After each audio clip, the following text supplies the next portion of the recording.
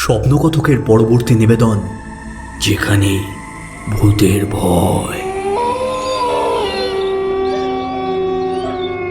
Season 1। আমাদের আশেপাশে ঘটে যাওয়া বেশ কিছু অলৌকিক ও অতিপ্রাকৃত ঘটনা নিয়ে তৈরি আমাদের এই বিশেষ নিবেদন। যেসব ঘটনার ব্যাখ্যা বিজ্ঞান দিতে পারে না, কিংবা যার সমাধান সূত্র আমাদের কাছে নেই, সেই ঘটনাগুলোই রইল আপনাদের জন্য। তাহলে গল্প শোনা শুরু করা যাক। রাত তখন প্রায় 12টা। বৃষ্টিতে ভিজে নির্জীব একটা পুরনো স্টেশন, শীতলপুর জংশন।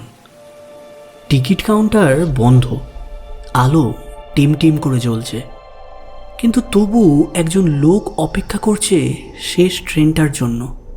লোকটার নাম সায়ন।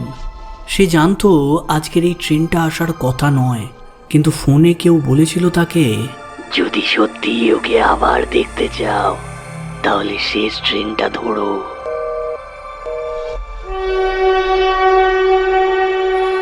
অন্ধকারের মধ্যে ট্রেনটা দেখা গেল।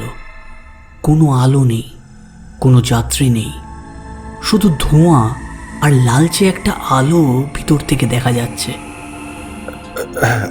হ্যালো, কেউ আছেন?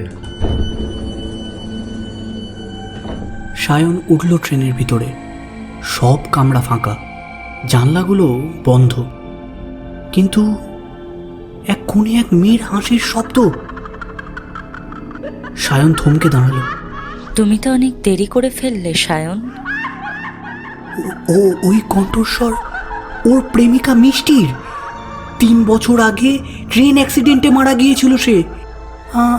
এই স্টেশনের কাছাকাছি হবে। সায়ন কাঁপা কাঁপা গলায় বলল, মিষ্টি? তুমি তুমি কিভাবে? আমি তো এখানেই ছিলাম, তোমার জন্য অপেক্ষা করছিলাম যে।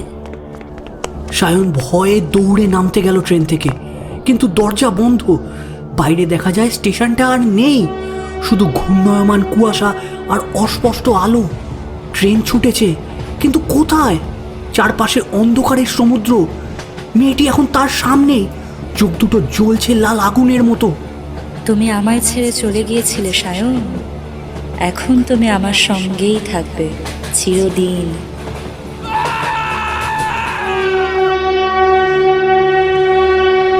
পরদিন সকালে স্টেশনের গার্ডরা একটা জিনিস খুঁজে পেল।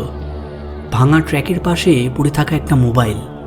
তার স্ক্রিনে শেষ রেকর্ডিং, ট্রেনের হুইসেলের সাথে এক মেয়ের হাসি।